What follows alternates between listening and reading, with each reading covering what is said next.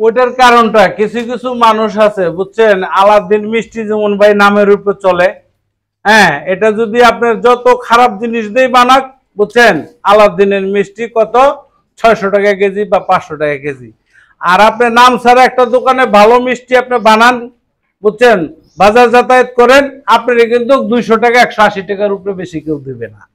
ওই কিছু কিছু খামারওয়ালা আছে আমাদের মতন কিছু বুঝছেন, কাস্টমার আছে, ওই খামারে গেলে আমরা নিজে বুঝছেন মনে করি যে শালা এই নামি দামি খামারে আইছি, এখন যদি আমি এই 10 লাখ টাকার গরুটা যদি 5 লাখ টাকা কই, আমার তো মান সম্মান থাকবে না বুঝছেন। তখন ওই কৌশলে পয়রা বুঝছেন, ওই 10 লাখ টাকার গরু 12 লাখ টাকা দা বুঝছেন ওরা কিনা নিয়ে আসে, আর ইউটিউবে দেখায়, টিভিতে দেখায় অমুক সাপ, অমুক শিল্পপতি, অমুক ভাই, হ্যাঁ এই 12 লাখ টাকা দা গরু আনছে। ওইটা করানোর জন্য তারা এটা করে। পরে দেখলাম আমার ওই বছর পরে 14-15 লক্ষ টাকা লস হয়েছে। পরে আসতে পরে বোনটা খারাপ হয়ে গেল, এত কষ্ট করে খামার করলাম, করলাম, লাভ করব কিন্তু লাভজনক করতে যে অনেক লস। দর্শক আসসালামু আলাইকুম। দর্শক আপনাদেরকে প্রীতি ও শুভেচ্ছা জানাচ্ছি নতুন আরেকটি প্রতিবেদনে। দর্শক 2024 কুরবানি আর মাত্র কয়েকদিন বাকি। কুরবানি উপলক্ষে অনেকেই অধীর আগ্রহে বসে থাকেন যে তান্ত্রিক খামারিরা কেমন গরু লালন পালন করলেন, কী ধরনের দাম চাচ্ছেন, কীভাবে সেবা যত্ন করতেছেন সেগুলো জানার জন্য। তা আমরা চলে আসছি কেরানীগঞ্জের নিমতলী এলাকায় একজন প্রান্তিক খামারি। দেখে বিশ্বাস হবে না যে সে প্রান্তিক খামারি, একদম পরিপাটি একজন লোক, শৌখিন লোক। আমরা তার খামারে চলে আসছি, আকবর ভাইয়ের খামারে। আকবর ভাই প্রতি বছরই অনেকগুলো গরু প্রস্তুত করে, দেখতেই পাচ্ছেন উনি কিন্তু প্যান্ট শার্ট পরা অবস্থায় গরুর খাবার দিচ্ছেন।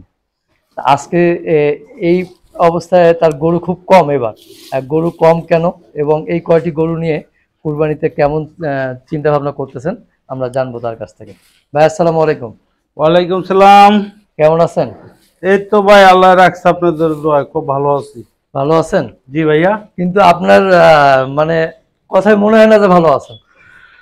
আর ভালো ভাই, ভালো না থাকলে তো বলতে হয় ভালো আছি বুঝছেন না, মানে এইটা বলতে হবে আর কি। হ্যাঁ এটা স্বাভাবিকই বলতে হবে, আল্লাহর কাছে শুকরিয়া আদায় করতে হবে আর কি। হ্যাঁ আল্লাহর কাছে হাজার শুকর আদায় করি। আচ্ছা, তো এইবার দেখতেছি গতবার আমরা এই খামার ভরা গরু দেখেছিলাম। জি। এবার গরু একদম নাই বলতেই চলে, কয়েকটি গরু দেখতেছি ভাই। গতবার বুঝছেন সাহেল গরু উঠেছিলাম পরে 40টা 38টা উঠানোর পরে আমার এক গরু পড়তে হয়েছে 2,01,70,80,000 টাকা। হ্যাঁ, বাজারে নিছি কুরবানির মধ্যে গরুর দাম কয় একটা 1,20,000, 30,000, 40,000 টাকা। আচ্ছা, পরে ওই জিদ্দে গরু বিক্রি করি নাই, পরে নিয়ে আইছি আইনা ফার্মে আবার 3-4 মাস পরে ওই গরু সব বিক্রি করে দিছি। পরে দেখলাম আমার ওই বছর পরে 14-15 লক্ষ টাকা লস হয়েছে। পরে আসতে পরে বোনটা খারাপ হয়ে গেল, এত কষ্ট করে খামার করলাম, করলাম, লাভ করব কিন্তু লাভজনক করতে যে অনেক লস। তার মন মানসিক তো খারাপ, তার জন্য গরু টুরে ফিরে উঠাই নাই। এই এত 10-9টা গরু আছে, এটি উঠাইছি আর কি। একটা লোক আছে উঠায় একটা নেশা আর কি বুঝছেন। আচ্ছা, যার নেশাটা কাটতে হয়, গরু যদি 2-4-5-10টা ফার্মে না থাকে তাহলে খারাপ লাগে না, এই আর কি একটু রাখছি আর কি বুঝছেন। অনেকটা হলো যে বলেন না যে শখের তোলা 80 টাকা। 80 টাকা, হ্যাঁ ওইটাই সময় পাস করা, সময় পাস করা। হ্যাঁ হ্যাঁ, কিন্তু আসলে অর্থের কাছে কি সময় পাস করা বা বাস্তবতাটা কতখানি? ভাই অর্থ দিয়ে মানুষের কি হয় বলেন, যদি তার আমি কোটি কোটি টাকার মালিক কিন্তু আমার শান্তি নাই, সুখ নাই, তো ওই টাকার আমার কোনো দাম আছে? কোনো দাম নাই। এই একটা খামার করছি চোখের মাঝখানে, এখানে আসি যাসি, বন্ধু বান্ধব আসে, আসলে এখানে ঘোরাফেরা করি, সময় কাটাই, এই শখ আর কি, আর তো কিছু না। আচ্ছা, যেটা জানতে ইচ্ছে করতেছে, তাহলে গতবার এই যে লস করলেন প্রায় 10-15 লক্ষ টাকা লস করেছেন, লসের কারণটা কি আসলে? লসের কারণটা গরুর পড়তা হয়েছে বেশি, বাজারে মার্কেট কমে গেছে বুঝছেন। বিভিন্ন দেশের ইয়ের থেকে, ইন্ডিয়ার থেকে গরু আইসা, গরু আপনি বিক্রি হয় না, আমাদের দেশে গরু বিক্রি হয় না, ইন্ডিয়ান গরু বিক্রি হয়, এই আর কি বুঝছেন না, নানান জায়গায় যা শুনি আর কি বুঝছেন। কিন্তু যে ছোট গরু বা মাঝারি গরু, এই গরুগুলোতে আসলে তেমন কোনো লস হয় না। হ্যাঁ, গতবার এগুলো ধরা খেয়েছে। এই গরু ধরা সব যখন ভাগ্য খারাপ হয় তখন বড় আর ছোট নাই, সব গরুতে লস হয়ে যায় বুঝছেন। কিন্তু এই যে মানে সংকটটা, আমরা তো জানি যে গরু ছিল শেষের দিকে এসে আবার অনেকটা বেড়ে গেছে, তারপরেও দাম কিন্তু মোটামুটি ছিল, কিন্তু যে বাজারের যে সংকটটা, মানে এই সংকটটার মূল কারণটা কি আসলে? দেখেন, মূল সংকটটা হইলো এটি হলো কাঁচামাল, মাংস হইলো কাঁচামাল। এই জিনিসের কুড়া ভুসি, বুঝছেন, ঘাসের তেল, এগুলা প্রত্যেকটা জিনিসের দাম বৃদ্ধি। আগে ভুসি ছিল আপনার 900 টাকা বস্তা, ওই ভুসি এখন 1700-1800 টাকা বস্তা। কুড়া ছিল 300 টাকা বস্তা, ওই কুড়ো হয়েছে এখন 700 টাকা বস্তা। বুঝছেন, খোল ভুসিকল সব জিনিসের দুর্বল মালের দাম বেশি, বুঝছেন।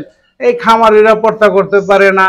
আর এখন তো ওই রকম ঘাসও নাই, বুঝছেন, মানুষের প্রকৃতি ঘাস খাওয়া যে গরু বছর বড় করব ওইও নাই এখন, এই আর কি, বুঝছেন।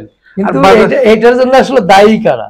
হ্যাঁ, আমারই না ব্যবস্থাপনা? শোনেন, ব্যবস্থাপনা কি, এটা দায় হলো আমরা যারা খামারি, বুঝছেন, গরিব মানুষ যারা, এদের আমরা এরাই দায়ী।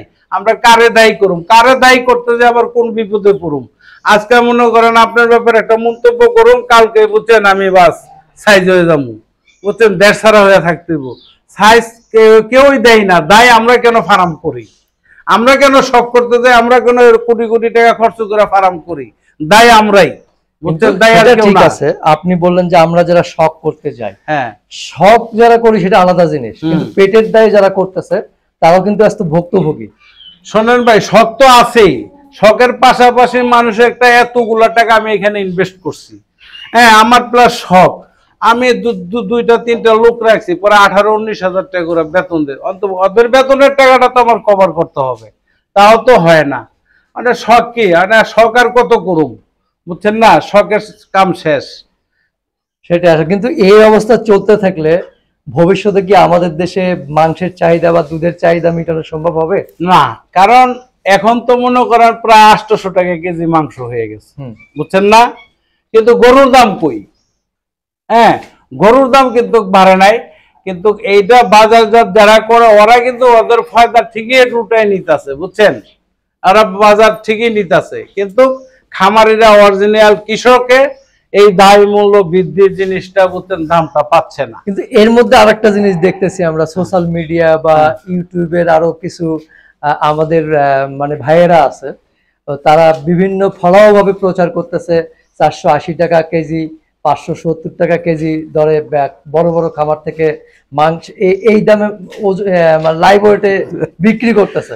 শোনেন, এটা কিভাবে সম্ভব? শোনেন, ওরা যারা এগুলা করে 480 টাকা 500 টাকা কেজি মাংস, বুঝছেন, এরা তো জীবনও গরুর সম্বন্ধে, গরু পালেও না, জানেও না। ওরা এটা কি করে, বুঝছেন, মিডিয়ার মধ্যে উঠায়, বুঝছেন, আমাদের দেশটা হাইলাইট করে, আমাদের দেশে গরুর মাংস এত দাম কম। হ্যাঁ, এই সেই বিশ্বের কোনো কোথাও আছে নাকি 500 টাকা কেজি মাংস আছে? হ্যাঁ, ওই ভাই আমার সাথে চ্যালেঞ্জ করুক না। আমি দুবাই কোন, সিঙ্গাপুর কোন, মালয়েশিয়া কোন, বুঝছেন, ফ্রান্স কোন, সব দেশে আমি গেছি, ঘুরছি, বুঝছেন, প্রতিটা দেশে, বুঝছেন, আমাদের সৌদি আরব, প্রতিটা দেশে আমার মোটামুটি ঘোরা আছে, বুঝছেন। আমি তো এখানে কাঁচামালের বাজার নিয়ন্ত্রণ করি, দেখি মাংসের দাম কত, মাছের দাম কত। ওই যে ভাই বলছে এটা সম্পূর্ণ সে ভুল বলছে, এটা, বুঝছেন, তার মন গড়া কথা বলছে।